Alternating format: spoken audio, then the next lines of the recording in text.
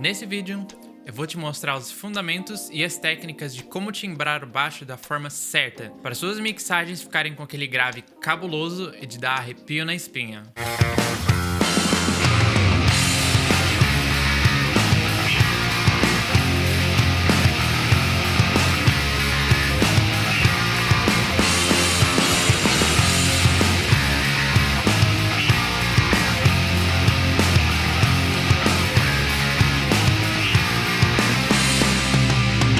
Sou o Nick, da Binary Flow Productions, e eu dou dicas e tutoriais para produtores musicais iniciantes. Essas técnicas que eu vou mostrar valem tanto para gravar amplis reais ou para plugins. E claro que eu também vou dar umas dicas de plugins e impulse responses grátis. Bora lá! Antes da gente efetivamente colocar a mão na massa, primeiro a gente tem que entender qual é a função do baixo na música. Os graves são uma parte fundamental da música. O baixo, assim como a bateria, são a base para os outros instrumentos. O baixo é responsável pelos graves, e o baixista geralmente toca a raiz da escala ou do acorde.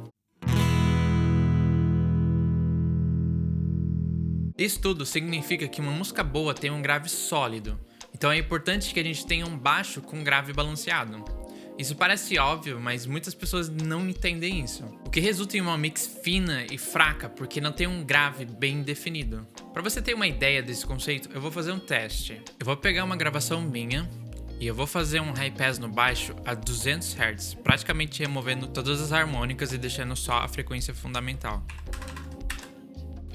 Observe aqui no TDR Prism.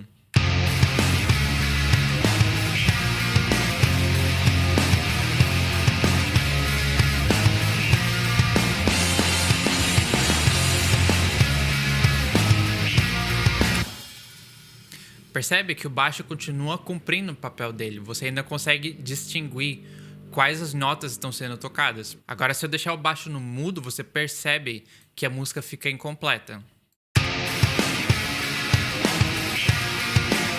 Ela fica seca, parece que tá faltando uma parte da música.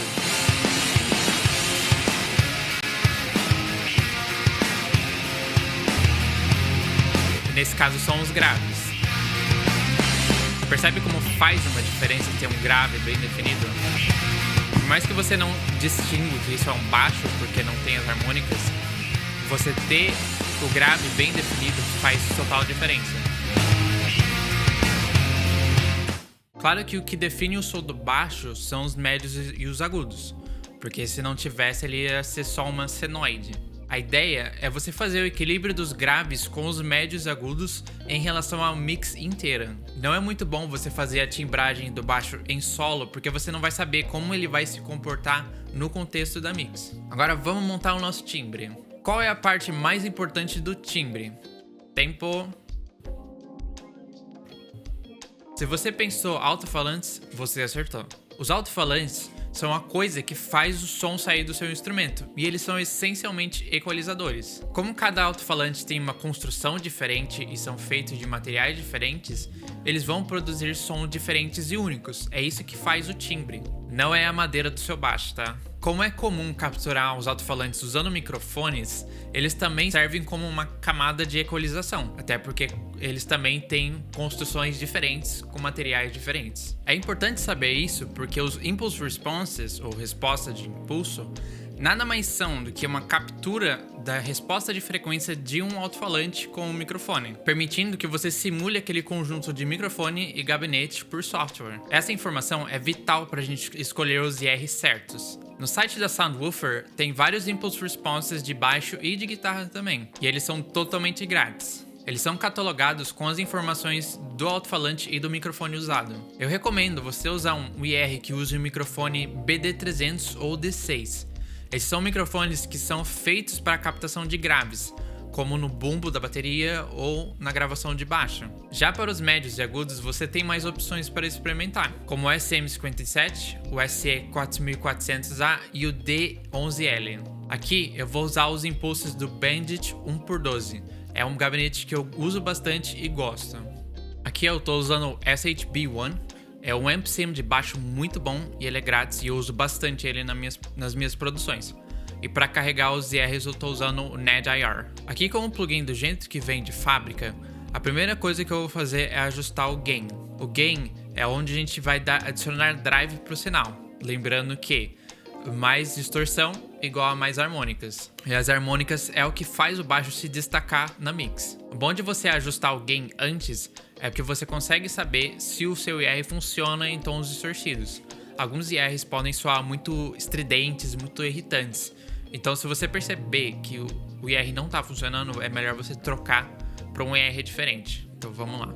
Eu vou deixar o baixo em solo só pra gente identificar mais ou menos como tá o drive.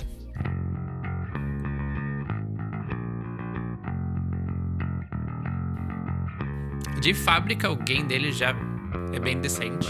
Mas dá pra gente aumentar um pouquinho mais.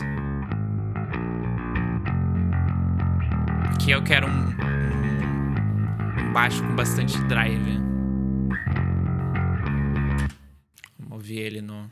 Aqui eu tô usando o BD300. Eu vou fazer um blend com SM57. Vamos ver como fica.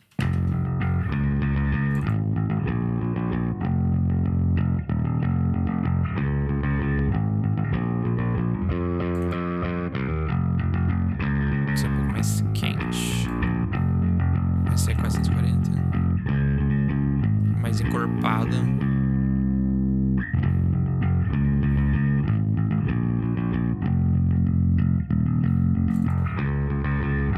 T11L.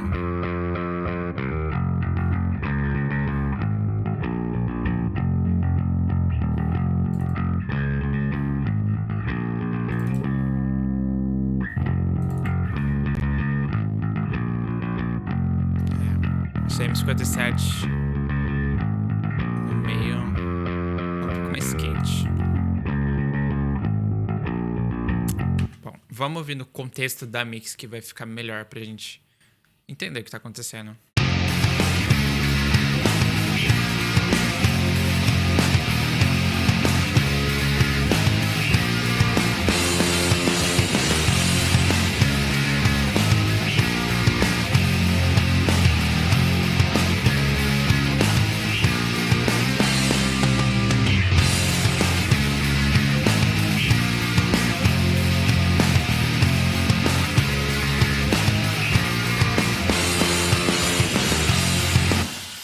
Ok, eu gostei mais do D11.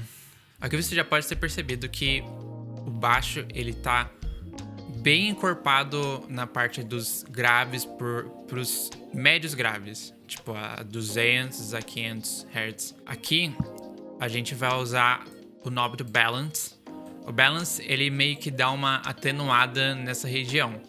E nesse caso, como a gente tá fazendo um baixo mais pra heavy metal, a gente precisa de um baixo mais profundo, mais deep. O Balance é bom pra dar uma atenuada nessa área de frequência, sabe? Entre 200 a 500 Hz. Eu gosto de deixar o Balance bem às 12 horas, assim. E eu ativo a chavinha Deep. E isso já deve dar uma diferença no nosso som.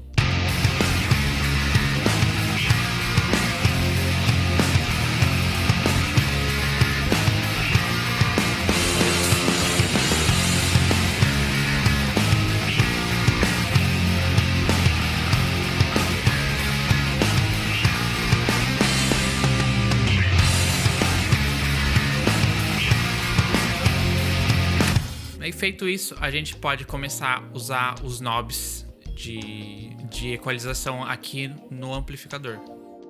Eu evitaria de usar o bass, porque a gente vai fazer o controle do bass aqui no fader pelo NAD-IR. Então aqui eu só vou estar usando o mid e o treble, e a gente pode experimentar usando as chavinhas Bright e Shape. Geralmente essas chavinhas elas dão um destaque bem forte nos médios agudos. Então assim, você tem que dar uma balanceada nele para ele não ficar também muito forte.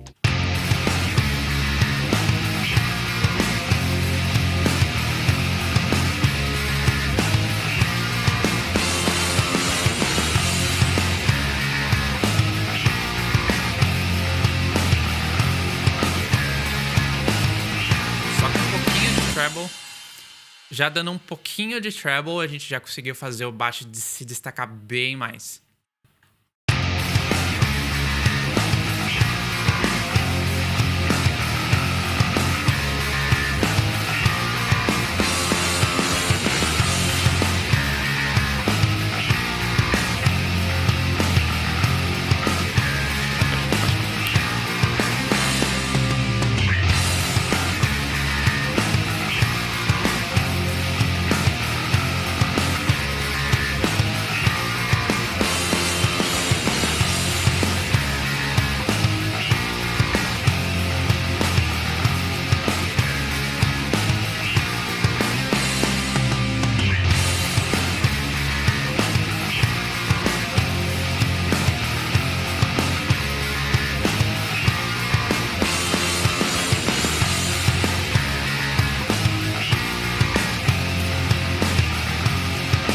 Realmente, a gente não precisou mexer muito, porque a gente tá usando uns IRs que são muito bons, mas a gente consegue dar um ajuste fino pelo ampli.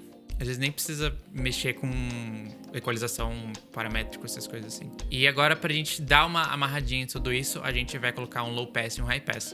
Talvez você tenha percebido, mas eu já coloquei o high pass, eu esqueci de desligar antes. Aqui, o high pass, ele é feito em relação ao bumbo da bateria.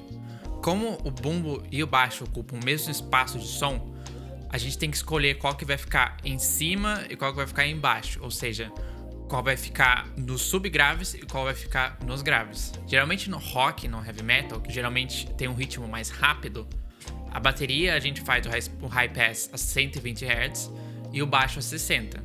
Agora, se for o contrário, tipo uma música mais lenta, daí a gente faz o baixo a 120 e o bumbo em 60. Então aqui a gente só faz um high pass, não tem muito segredo. E depois a gente faz um high pass para limpar um pouco do zumbido que fica sobrando. Vou dar um solo no nosso baixo para eu te mostrar.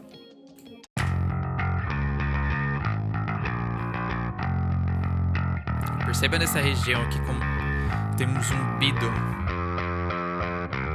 Ele tá bem aqui, nessa área, 5K.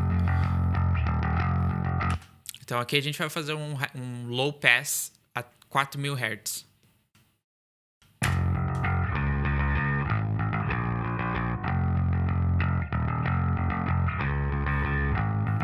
Se eu colocar a diferença, você vai perceber, ó.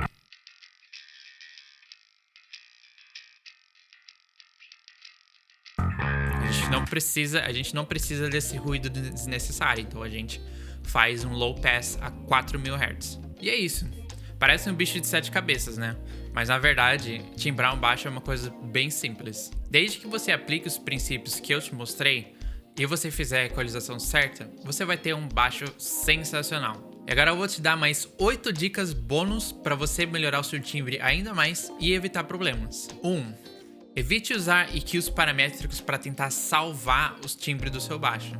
Se tem alguma coisa errada e você não está conseguindo acertar, é melhor você voltar para a prancheta e refazer o timbre. 2. Evite tentar salvar uma gravação ruim. Não adianta nada você ter um timbre bom se a gravação tá mal tocada, tá fora de ritmo e tá desafinada. 3. Cuidado com efeitos de pedais de fuzz ou pedais de distorção. Se eles não foram feitos para baixo, eles podem acabar cortando os graves. 4. Faça o gain staging antes de gravar. Isso é, ajustar o nível de sinal de entrada para o sinal não ficar clipando e nem ficar muito fraco. Assim, a amplificação vai funcionar no nível ideal. 5. Use cordas novas. Eu sei que todo mundo chora ao ouvir isso, mas é sério. Cordas novas têm um timbre melhor e mais claro. 6. Não use amplificadores de guitarra em baixo, porque eles não amplificam os graves igual um amplificador de baixo faz. Mesma coisa para IRs, não use IRs de guitarra em baixo. 7. Afine antes de gravar. Eu sei que parece óbvio isso, mas o tanto de músico mongo que acha que é normal afinar uma vez por semana é assustador. Então sempre que você gravar, afine e cheque a afinação a cada take. Parece besteira, mas uma cordinha desafinada estraga a música inteira. E a última, 8, verifique se os knobs do seu baixo estão 100% abertos antes de gravar, tanto os de volume quanto os de tone. Eu digo isso porque há muito tempo eu gravava meu baixo com o knob da ponte meio aberto, então ele não ficava com o timbre ideal. Foi num dia aleatório que eu mexi nos knobs e eu percebi que ele não estava 100% aberto. E depois que eu mexi, eu vi que o timbre dele era totalmente diferente e era muito melhor. E aí, curtiu as dicas desse vídeo? Teste elas aí no seu software e me diga o que você achou nos comentários. Se você quer mais dicas como essa, clica nesse vídeo que eu falo sobre o Steven Slate Drums 5 e dou umas dicas de equalização e compressão para a bateria. Eu também peço que você deixe o like, compartilhe, se inscreva no canal e ative o sininho para você não perder os próximos vídeos. Eu vou ficando por aqui e até a próxima!